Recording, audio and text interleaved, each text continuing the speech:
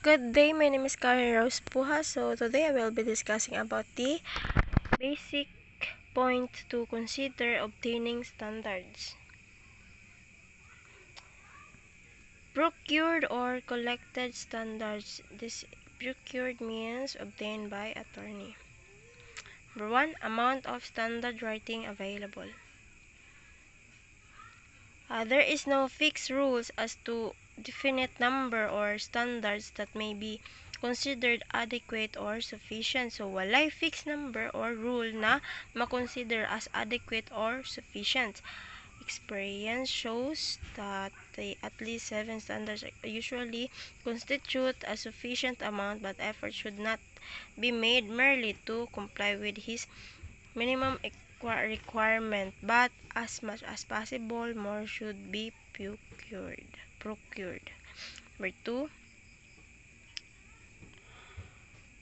similar to subject matter.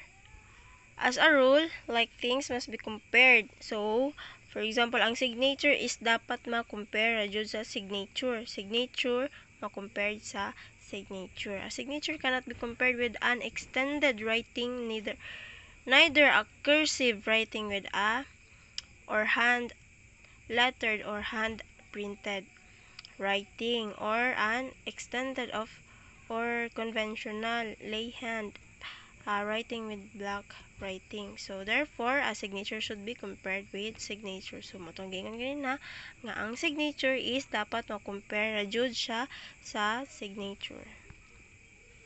Number 3, relative date of the question signature or writing with these standards. The standards must be those executive or affixed on documents with dates contemporaneous with or close to the date of the question signature. The best standards are those made on dates which comes during a period before, about, and after the date of the question signature.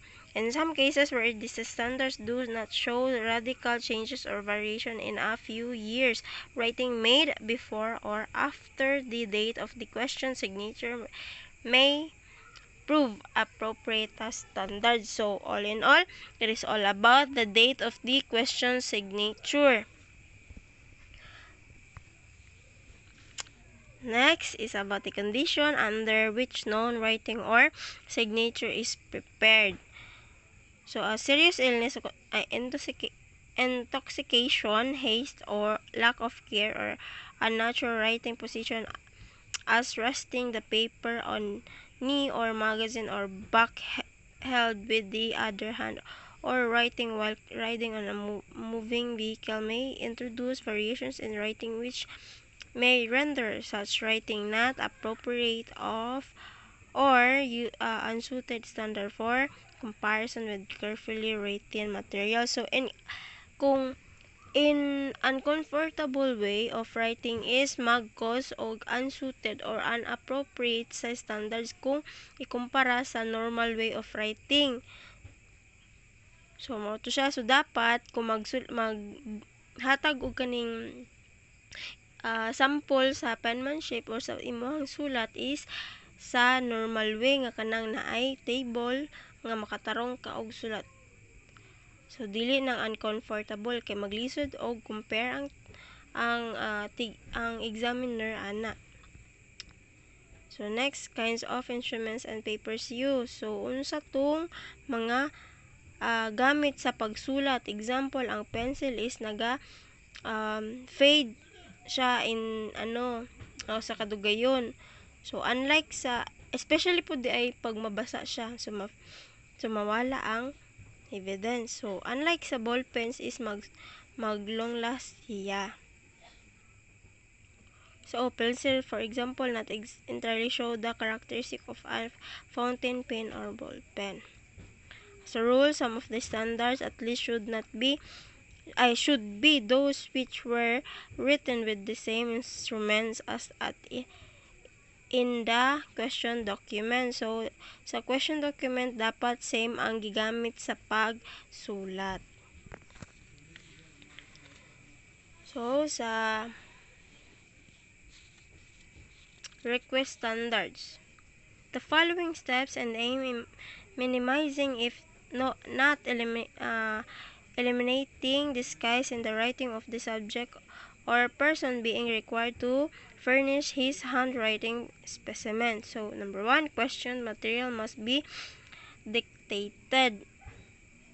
So, never allow suspect to see the question document. So, ipagbawal ang pagpakita sa questions document. So, pag ipamapakita manggod na, so naana sila mga ideas kung nga og nauna po sila mga pwede maipabato sa sa ilaha.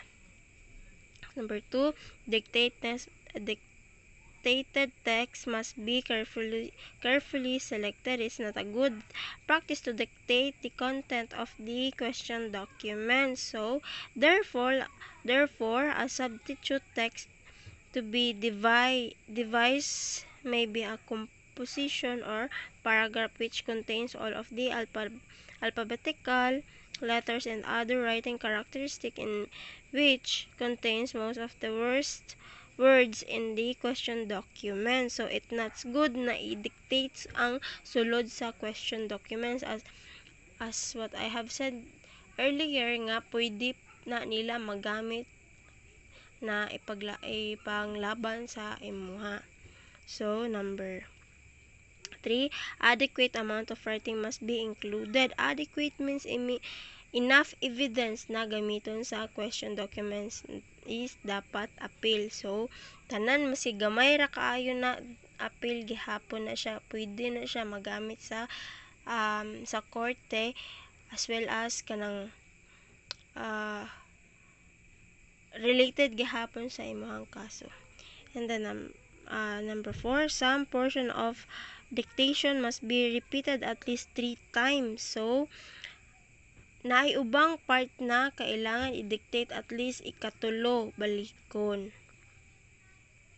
So, number 5, writing instruments and paper use should be similar to those in the question documents. Ang gamit sa pagsulat is dapat kapareho sa question documents. So, number 6, dictation should be interrupted at least at intervals so that the suspect will feel relax. So, dapat pag-dictate sa is dili kaliton or dali-dalion para makarelax ang suspect. So, magpahulay mo mag-interval kag 2 seconds, 5 seconds, or maabot sa 1 minute. Kay mostly, pag intense ang pag-dictate, mas makalimtan ang important details. So, number 7, normal writing should be arranged. Kung ang suspect is need maghatag og statement or explain, dapat buhaton to niya in his own writing or penmanship. So, dapat ihadyon sarili yung buhat. If a subject must be requested to give a statement, make a written explanation, he must be required to make such a statement or explanation in his own writing. So, disguise is eliminated. So, pasabot, dili dawato ng kanong halimbawa, pasulaton nimo si Tampulano para sa imuha. So, kana is dili dawaton na siya sa korte as an evidence. So, I hope you have learned what I have discussed today. So, thank you very much for listening and watching my video recording.